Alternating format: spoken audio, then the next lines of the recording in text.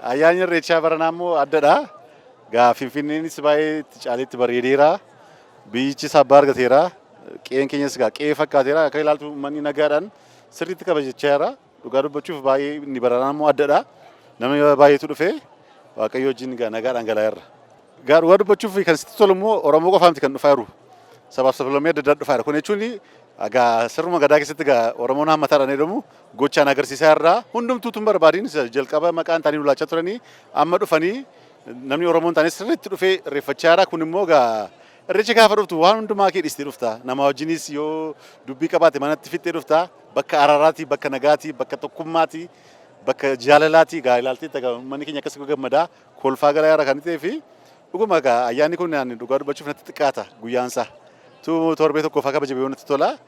Haaluma dinagdee fa'aa wajjin deemuuf malee irreechi inni baranaa immoo addadha. Jijjiirama dhugaa dubbachuuf uffanni aadaa Oromoos warra diizaayinarootaaf madda galii ta'eera. Namni ji'a sadii fa'aa duradha kan qophaa'uu jalqabu. Amma kan yeroo hundumaa kan dubbachuun qabu irreecha qofaatti uffata aadaa uffachuu hin qabnu waggaatti jechuudha. Sagantaa adda addaa irrattis uffata aadaa uffachuu qabna. Amma simpilitii hojjetamaa jira gatii fi dirqama ayyaana waggaa eeguu hin qabnu. Amma warra diizaayinaroota ayyaanni Oromoon irreecha qofaamti kan inni dorgomaa jiru. Uffanni aadaa uummanni Oromoo uffatee dhufu maal fakkaata?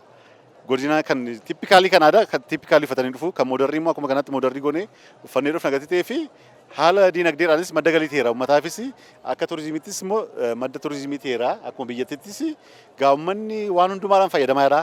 Magaalaa kanattis gaafa namni dhufu maallaqa baasa gatii ta'ee fi akka magaalattis Finfinneen fayyadamaa jirti. Warri abbootii hoteelaas hundumti isaanii fayyadamaa jiru ta'eef irreechi waa tokko qofaamti.